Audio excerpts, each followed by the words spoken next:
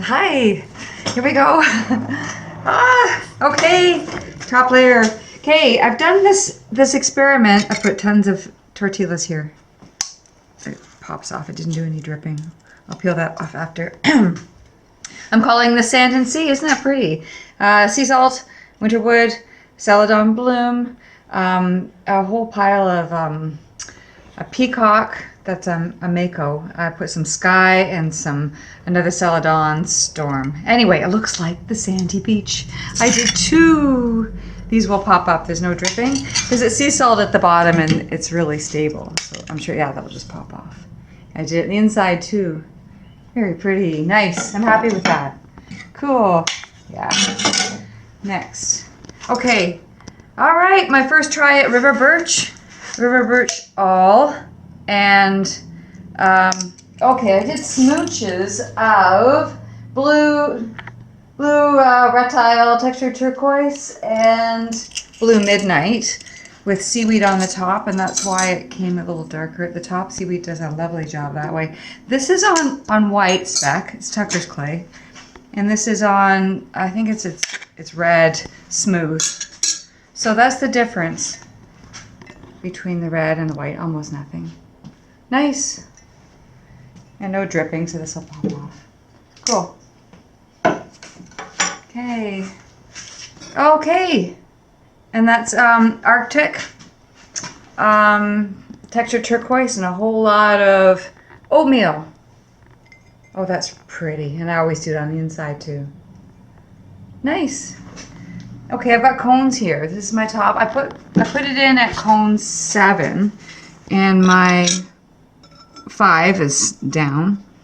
6 is down, and 7. So this fired at 7. This load.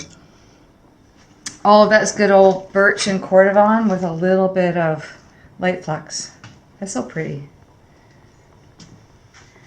And oh, this is this hop. I'm doing a whole pile of little nesting sets for charcuterie boards, and that's the smallest one. I just threw it at the top to fill in the space. This whole set is honey flux, ancient jasper, and deep fire brick. Yeah, it's pretty. Earthy, I was thinking. Okay, I've just been experimenting because I was commissioned to do a whole bunch of these over here for goat skewers, and they've got the Italian word for goat skewers in 3 different Italian dialects. He wanted it with a clear glaze on, so I just did an experiment because this one's too small for clear. I have to show him if that's what he wants, and I just practice carving the words on here. So that's my first shot at the glaze. I'll just see if my customer... So I've got nesting bowls that I'm starting to put together because people might want them for the charcuterie set. Kind of earthy greens is what I was thinking. So I did one set in brown spec and one in white. So I started with, this is Muddy Waters and Aurora Green with oatmeal on the rim. That's the big bowls. Oh, that's so pretty. That's one. Another set is here, and that is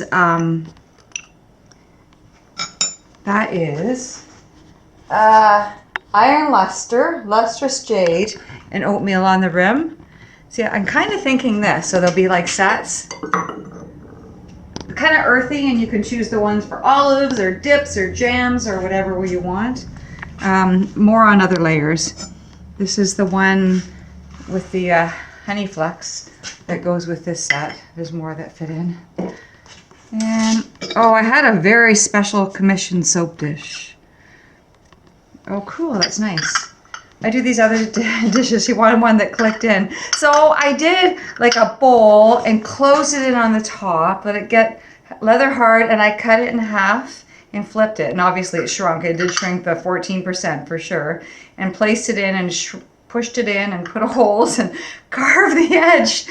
And there's a commissioned very special soap dish in fog. That's very pretty. Anyway, there you go, Deborah. There's your order. Oh, fun. Look at my my little bells. Oh, okay. This is the new Mars Amako. I'll just grab it. Sorry about moving around. But this is 4 good coats of Mars crystal. And I put it on a still, of course. These little bells. So my goal is then to just put little ribbon in there and tie it up. And I've got various other colors here. That's the copper gate, I think, or anyway, cute day. They ring. Okay, that's so fun. That I just added. Did a small one of those sand and seed before, and I wasn't happy with the top because the celadons. I just thought it looked patchy, but you know what? It does look like a storm. I added more sky at the top and maybe a tad of storm in there. Looks good. There you go. It's a beach. And this is really stable down here, so it didn't stick. I just put these as safety nets. Okay. And Riley. Here's Riley, my little friend. He really wanted deep fire brick, and he just did a little roll piece, and he loved playing with texture, and he scratched his name on.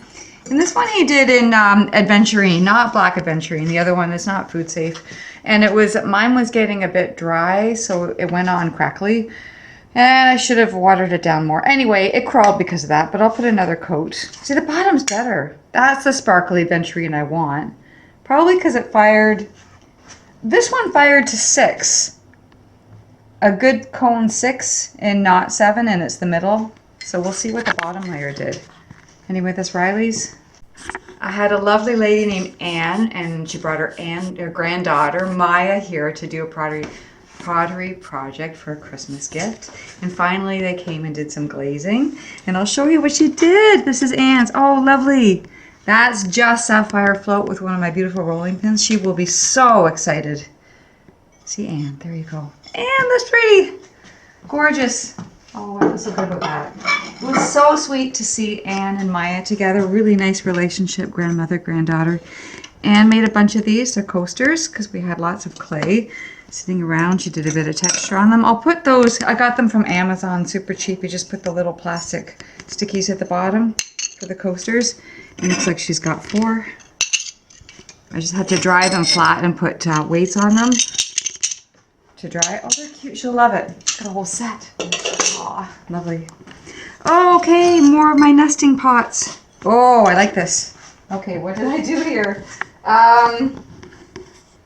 Sea salt and green tea. Oh, that's pretty. It's like a mat. Oh, I love that. So the browns go here. See, it's one's in brown and one's in white. You can hardly tell the difference. There. Woo! Isn't that fun? Taking that out when you're doing a charcuterie. Oh, this is one of my favorites. I think I did it in River Rock and Textured Turquoise. I mean, I just love this. That's so pretty. And again, in brown. It's usually just a little richer when I do it on the brown or red clay. And the white speck. Oh, fun. And I imagine this may be for toothpicks. I'm not sure if it's right in the middle. Isn't that cute? I love it.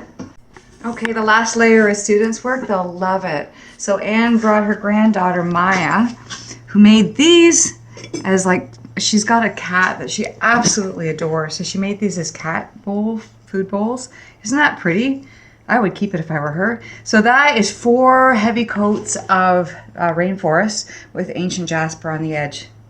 Isn't that pretty? Yay, Maya. Very nice. Lucky cat. And then this is Jacoby, another little guy that I was working with when I worked with Riley. He'll like that. And this one is Anne. That's part of your set. I think she had some extra clay and just pushed it into a form there, and it matches. She really liked the sapphire float. I didn't put a cone down there for testing. You call them cone sitters? I can't remember. Yes, I don't know what it is. It looks like at least. It's got to be a 6. And that's the Celadon. Jacoby wanted the pink for his mom. A pink heart.